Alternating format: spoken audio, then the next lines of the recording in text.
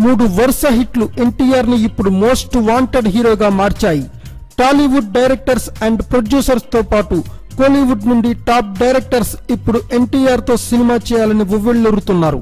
ప్రస్తుతం ఎన్టీఆర్ ఒక బ్రాండ్ గా మారిన వేళ ఎన్టీఆర్ తో సినిమా అంటే అవలీలగా 50 కోట్లు ఎటు పోవు అన్న నమ్మకం కలిగింది అందరిలో.